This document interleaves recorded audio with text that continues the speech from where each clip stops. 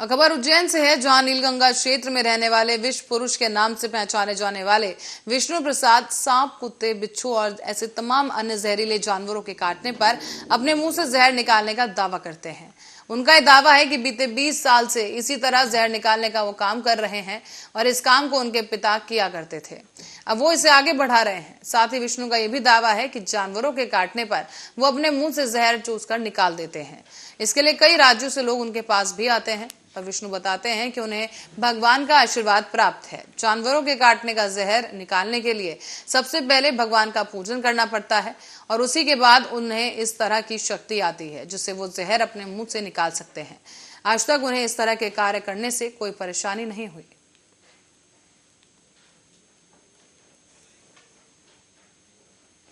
और छत्तीसगढ़ में नक्सलियों का गढ़ कहे जाने वाले अबूझमाड़ में आजादी के 75 साल बाद गांव में सर्वे का काम शुरू किया गया। अब प्रशासन भी इन गांव तक पहुंचने की कोशिश में जुट गई है और लगभग 40,000 से ज्यादा आबादी वाले अबूझमाड़ में नक्सलियों के भय से प्रशासन की टीम अभी तक नहीं पहुंच पाई थी।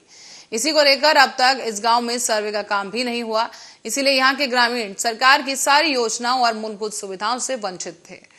आखिरकार जिला प्रशासन की कोशिश और पुलिस के लगातार नक्सलियों के खिलाफ ऑपरेशन चलाए जाने से इस क्षेत्र में पुलिस के जवानों और प्रशासन को पहुंचने में कामयाबी मिली है।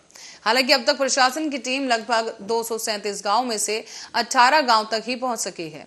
प्रशासन ने इस क्षेत्र में लगभग 2400 किसानों को उनके जमीन का पट्टा बनाकर वितरण किया। साथ ही आपको बता दें कि राज्य का अबूझमाड़ क्षेत्र घोर नक्सली प्रभावित क्षेत्र है और इसी वजह से यहां कभी प्रशासन और पुलिस की टीम नहीं पहुंच सकी। नक्सलियों के बड़े लीडर अबूझमाड़ क्षेत्र को अपना सेफ जोन मानते हैं। कुछ साल पहले ही केंद्र और राज्य सरकार ने अबूझमाड़ क्षेत्र में पहुंचकर उनके गढ़ में पुलिस कैंप बना लिया था।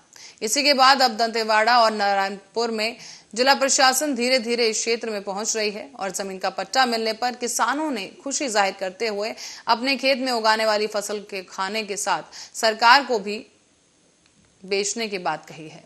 साथ ही आपको बता दें कि यहाँ किसान अब तक जिस धान को उगाते थे उससे औने पौने दामों में छोटे बाजारों में बेचते थे, लेकिन अब मसाहती पट्टा बनने के बाद अब किसान अपने उगाए गए धान को केंद्रों में भी बेच सकेंगे।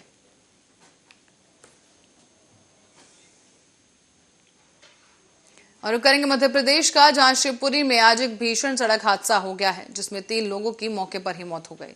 हादसा उस वक्त हुआ है जब एक ट्रक बाइक सवार 3 युवकों को रौंदते हुए आगे निकल गया। बताया ये भी जा रहा है कि यह दुर्घटना भौती थाना क्षेत्र खोड़ चौकी क्षेत्र में हुई। यहाँ मरने वाले सिमररा गांव के रहने वाले बताए गए, जो कि खोड़ में आयोजित एक मृत्यु भोज में शामिल होने के बाद बाइक से घर लौट रहे थे। जानकारी के मुताबिक मृत्यु भोज से लौटते दौरान उदयपुरा तिराहे के पास बाइक में पीछे से एक ट्रक ने टक्कर मार दी। हालांकि इस हादसे में 3 आदिवासी युवकों यानी चिंटू उर्फ सुरेंद्र, छोटू उर्फ प्रकाश और राहुल के नाम सामने आए हैं, जो कि घटनास्थल पर ही उनकी मौत हो गई। सूचना के बाद मौके पर पहुंची खोड़ चौकी पुलिस ने हादसे के लिए जिम्मेदार वाहन की जानकारी ली और इसके बाद ट्रक को अमोला पुलिस द्वारा कब्जे में ले लिया गया है।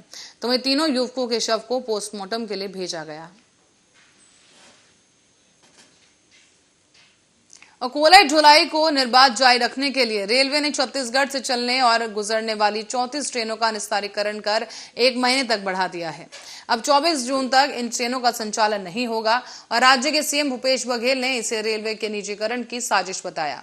रेलवे बोर्ड ने यह फैसला किया है कि पिछले दिनों मुख्यमंत्री भूपेश बघेल ने रेल मंत्री अश्विनी वैष्णव से इस बारे में चर्चा की थी। इसके बाद 6 ट्रेनों को बहाल कर दिया गया था और रेलवे ने पिछले महीने गहराए बिजली संकट के बीच ताप विद्युत संयंत्रों तक कोयला ढुलाई में बाधा नहीं आए, इसके लिए देश भर में सैकड़ों ट्रेनों का संचालन बंद कर दिया था। इसमें छत्तीसगढ़ से गुजरने वाली और चलने वाली कई ट्रेनें शामिल हैं।